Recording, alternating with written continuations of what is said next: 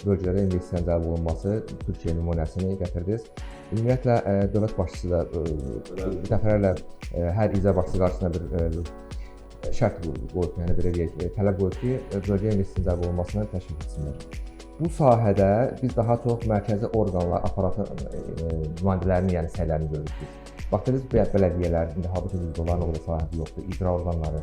Bunların fəaliyyəti hansı istiqamətdə olmalı? Çünki əsasən onlar tanıyır həmin deyil, yəni onlar oranın istifadə olunma imkanlarından xəbərdardır. Yəni bu istiqamətdə işi necə qurmalıyıq ki, biz daha çox investisiyalar verə bilək bölgələrə?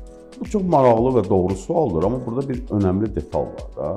İnvestor dünyanın hər yerində, istənilən millətdən, xalqdan, dövlətdən olan, ölkədən olan investor birinci növbədə öz marağını güdür. Bu normaldır. Yəni investor öz marağını güdməsə, o mecenatdır, o investor deyil artıq. Və investoru maraqlandıran 2-3 ciddi sual olur ki, onlara cavab axtarmağa çalışır ki, yaranmış problemləri necə həll eləyəcəyik yerlərdə? İkincisi, istehsaldırsa, istehsalın bazarı və istehsal etdiyi məhsulların daxili və xarici bazara çıxış imkanları, logistika, vergi, gömrük, bunlar necə həll olunur? Üçüncüsü, yaranmış mübahisələrin həllində məhkəmələr tez və effektiv qərar verir, yoxsa yox. Bir neçə belə suallar var ki, investorlar maraqlanır bunlarla. İcra hakimiyyətlərinin problemi odur ki, onlar təyin olunduğuna görə investor düşünür ki, bəlkə sabah bunu işdən çıxartdılar. Mən getdim A şəxsi ilə danışdım. B rayonunun icra başçısıyla. Danışdım, normal işlədik, yəni ay sıxışdı. Sabah bunu işdən çıxartdılar. Sabah bura başqası gəldi. Mən gedib təzədən onu ilə başqa cürə mi danışım? Yenidən mi anlaşım? Amma seçilmişlərin üstünlüyü odur ki, o adam keçən 5 il burada. 5 il falan rayonunun bələdiyyə sədri falan kəsdi. O da gedir o 5 illik heç olmasa bir planını qurur, 5 illik investisiya layihəsini hazırlayır, gəlir o bələdiyyə ilə birgə işləyir. Yəni bu ilk baxışdan bəlkə də o qədər də vacib görünməsə də, amma sizi inandırım, investor nöqteyi nəzərindən çox vacib. Çünki bu danışıqların nəticəsini görmək istəyir də. Danışdığı adamdan sabah həbs oluna bilər, işdən çıxarıla bilər, başqa rayona göndərilə bilər. Amma seçilmişlər elə deyil axı. Seçilmişlərin 5 illik səlahiyyəti var. Bu məsələnin birinci tərəfi. İkinci tərəfi, bizdə bəzi məmurlarda, əsasən də orta səviyyəli məmurlarda da bu düşüncə tərzi bilmirəm hardan yaranıb. Onlar elə bilirlər ki, investor yalvarmalıdır. İnvestor təklif eləməlidir. İnvestor belə deyək də dəridən qabıqdan çıxmalıdır ki, gəlsin pul qoysun. Elə deyil. İnvestisiya ümumiyyətlə ürkək ceyran kimidir. Yəni onu ürkütdünsə qaçır gedir başqa ölkəyə. Ona görə də bizim məmurlar da, mərkəzi hökumət olsun, istil yerlərdə olan məmurlar olsun, onlar anlamalıdırlar ki, investorun nazı ilə oynamaq lazımdır. Investor onların nazı ilə oynamamalıdır. Çünki Azərbaycan açığın desək, investisiyalar üçün bazar olaraq cəlbedici deyil. Yəni 10 milyonluq da cəmi. Yəni mən məsələn, hansısa bir investordur, tutalım hansısa bir istehsal sahəsi ilə məşğul olmaq istəyir. Məsələn, telefon istehsal eləmək istəyir. Bu 10 milyonluq bazar üçün bunu heç vaxt eləməz.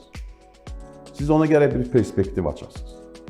Deyəsiniz ki, məsələn, siz buradan İran bazarına çıxa bilərsiniz, 85 milyondur. Rusiya bazarına çıxa bilərsiniz, 145 milyondur. Orta Asiya bazarına çıxa bilərsiniz, 70 milyondur. Körfəz ölkələrinə çıxa bilərsiniz, haradasa 80 milyona yaxındır. Yəni, bütün bunlar investorları daha çox cəlb edici edir. Bunun üçün nə lazımdır? Çünki bəzi başqa ölkələr daxı boş dayanmır da, səninlə rəqabət aparır. Məsələn, başqa ölkələrdə Gürcüstan olsun, dost qardaş ölkədir, dost müttəfiq ölkədir. Amma onlar investor üçün bizim rəqib, investisiyalar üçün rəqib. Sən gərək onda Gürcüstanı öyrənəsən ki, Gürcüstanda vergi nə qədərdir, gömrük rüsumu necədir, onların təşviq proqramları necədir. Çünki onların bir tık bizdən üstündürlər Anadolu türkləri demiş, çünki okeana çıxışları var. Logistika daha rahatdır. Bizim okeana çıxışımız yoxdur deyə logistikamız bahadır. İstəyir xam mal olsun, istəyir hazır məhsulun ixracı olsun. Yəni biz Gürcüstandan gərək 2 baş addım üstün olaq ki, təkliflərimizdə. İnvestor Gürcüstanı yox, Azərbaycanı seçir. Buna görə də investisiya məsələsi doğrudan da qəliz məsələ. Belə asan məsələ deyil. Biz hətta bazarı taybatay açsaq da, çox gözəl şərait yaratsaq da Azərbaycanda, investorların cəlb etməsi üçün onları inandırmağa ehtiyac var. Onlar inanmalıdırlar ki, bunun perspektivi var. Dəfələrlə mən müxtəlif səviyyəli məmurlarla da görüşəndə bu məsələni qaldırmışam ki, biz onlara bugünü yox, sabahı satmalıyıq. Bugünü özləri bilir. Sən bugünü sata bilməyəcəksən onlara. Biz onlara sabahı sata bilsək ki, sən buradan 200 milyonluq, 300 milyonluq bazara çıxacaqsan və logistik imkanlar artır, orta koridor buradan keçir, Zəngəzur koridoru açılacaq, dəniz limanı fəaliyyət göstərir və s. və s. Bu perspektivlər açılır, şərq-qərb, cənub-şimal dəhlizləri işləyəcək. Bu perspektivləri sata bilsək, o zaman investor oturub düşünəcək ki, bəli, məsələn,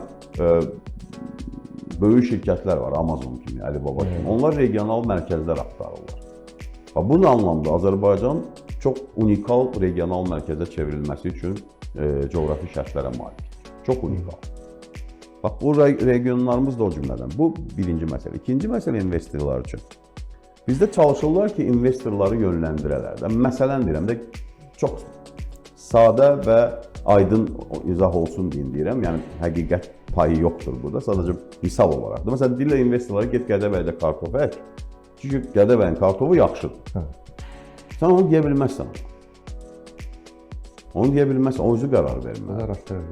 Yəni, sən desən ki, kartof ək deyəcək, mənə maraqlı deyil. Elə bir şərait yaranmalıdır ki, özü qərar versin ki, bu nə işlə məşğul olacaq.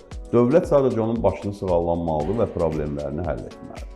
Amma bizdə nə baş verir? Əsasən də yerli icra hakimiyyətləri hansısa bir biznes orada fəaliyyət göstərir, biraz uğur qazanırsa, gəlir qapısını döyür. Gəlir qapısını döyür ki, nə var, nə yox.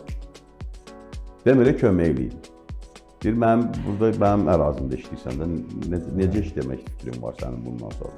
Nə qədər elə bizneslər bağlanır, nə qədər elə restoranlar, kafelər, otellər bağlanır rayonlarda.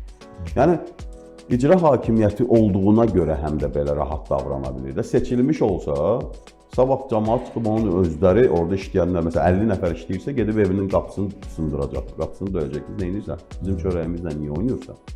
Sabah sənə səs verməyəcək, sabah səni seçməyə imkan verməyəcək. Bax, bu məsələlər idarəetmədə yaranmış o disbalans və problemlər investisiyalar üçün də problem yaradır və heç də təsadüfi deyil ki, bütün investisiya imkanları, fürsətləri Bakı və Abşerona cəmlənir. Bakı və Abşerondadır. Sonra da hamımız şikayət edirik ki, Bakı yaşanılmaz hala gəlir. Çünki investisiya imkanları, iqtisadi imkanlar buradadır. Nə qədər qəribə səslənsə də Bakı bölgələrə nisbətən daha azad. Yəni, Bakının rayonlarının icra hakimiyyətlərinin səlahiyyəti rayon icra hakimiyyətlərinin səlahiyyətləri qədər deyil. Çünki Bakıda mərkəzi hökumət orqanları da var da, birindən gedib o birisində şikayət eləmək olur. Amma o birisi deyir ki, buranın ağası mənəm, mən buradayam. Mən buradayamsa mən qərar verirəm. Bax, bu mənəmlik yığışdırılmalıdır ki, investor gəlsin, inansın, pul qoysun.